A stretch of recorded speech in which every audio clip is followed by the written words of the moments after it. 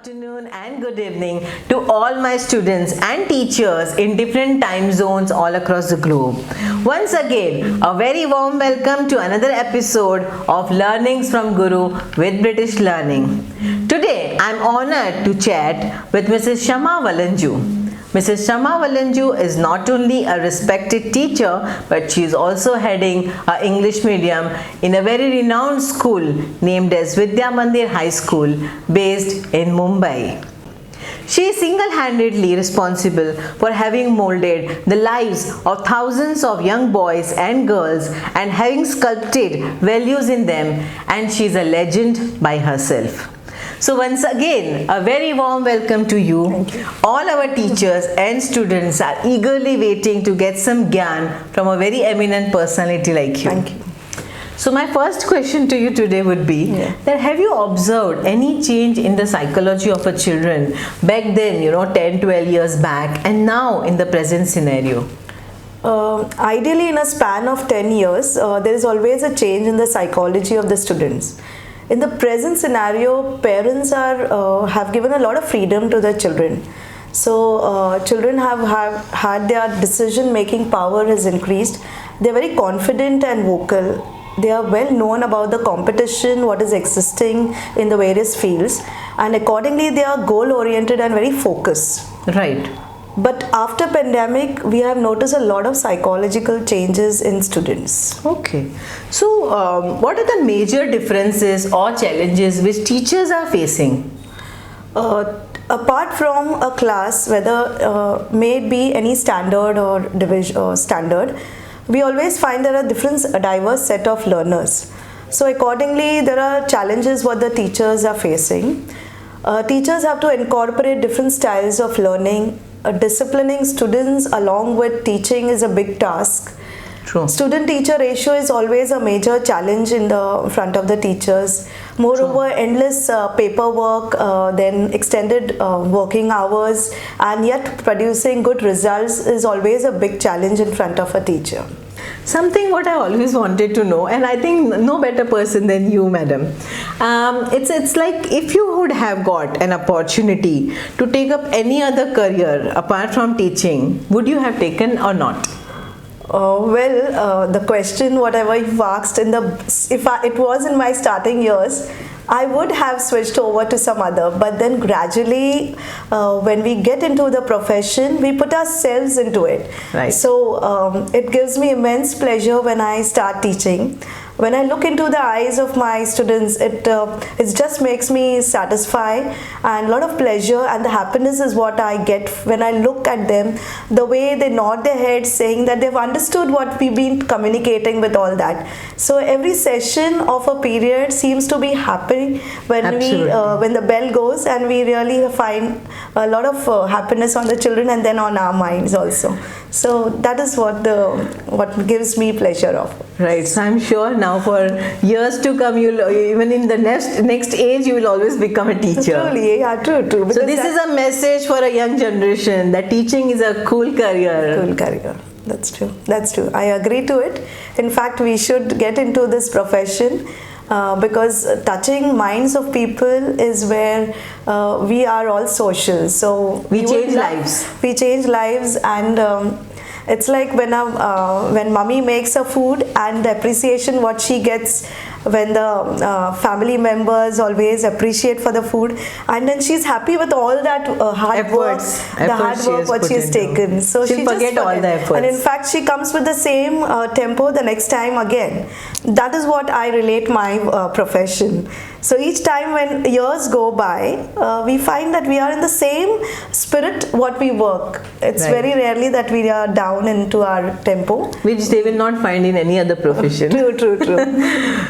One of my favorite question is that, and I always want to learn more about this question from everybody. Pandemic has been one of the most difficult time for children.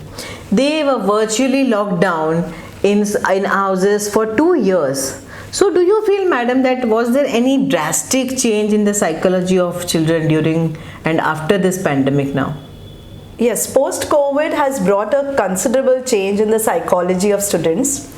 Study habits and behavior of students is drastically affected. I understand. To highlight a few, students have lost correct posture. They seem to be disinterested in any activity. The motor skill has really affected too, due to which their speed of writing has changed. True. They have reduced. Students have become weak on social skills. They are mostly engaged in complaining.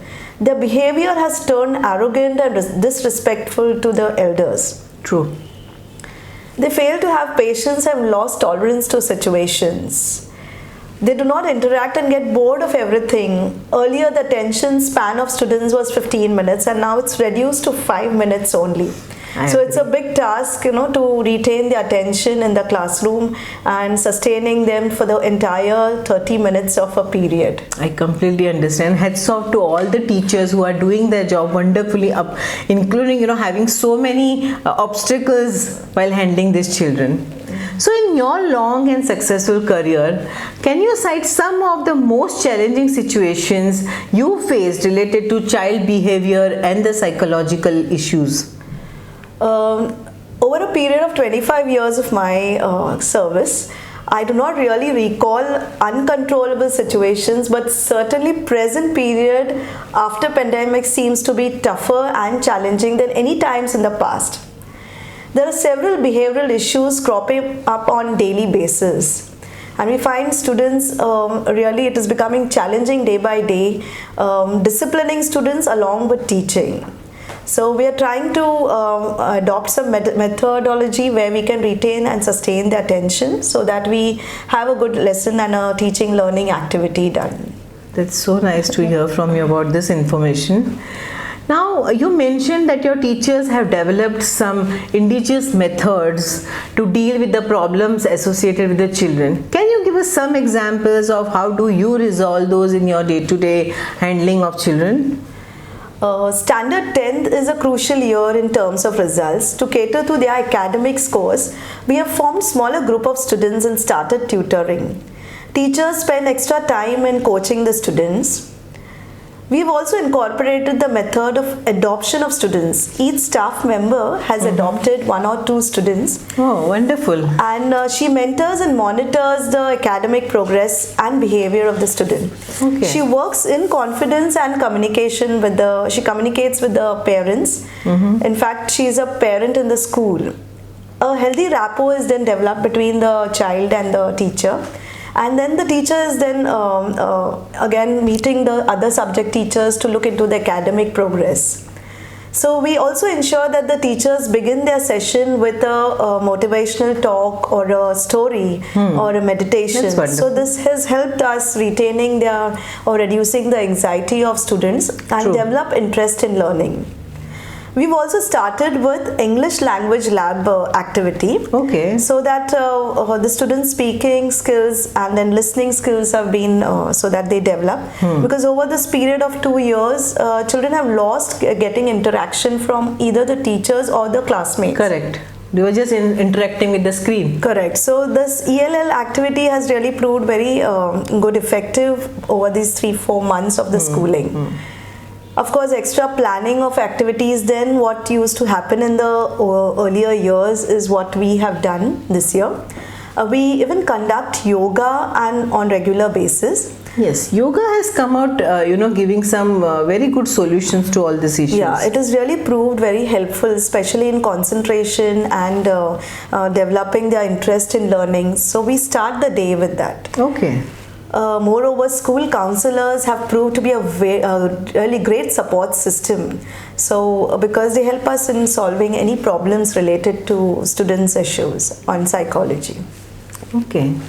My last question to you, we want to keep hearing you, but time is always a constraint. So my last question to you would be, in your long and successful career as a teacher, as a head with the departments, can you, share some message to our teacher of community where what is the importance of learning this child psychology, whether it is post-pandemic or, now of course our children are coming out with the help of the teachers and their efforts, but why a child psychology and counseling would always remain a very important aspects of learning? No doubt, irrespective of the condition what we've all been facing over these years, knowing about the child psychology is surely going to prove very essential. So I would just guide all the teachers that to be a successful teacher, she needs to be a patient listener, resourceful, and she needs to be updated in her subject, in her content. True. And awareness of child psychology will not only ease her teaching process, but always it will bridge the gap between the gaps in the learning. Right. In the new normal time, teacher should be a facilitator, she needs to be a counselor. An ideal teacher should deliver content effectively and develop soft skills in students too. In short, teacher should have a holistic approach towards the student so that she, at the end of the day, she's completely satisfied of her teaching activity and she has a very sound sleep. It was a great learning session with you, madam. And I'm sure this session of Learning with Guru will benefit all our teachers, students, and many more people who are going to be associated with us. Thank you so much. Thank you. Happy Thanks a lot. learning. Thank you.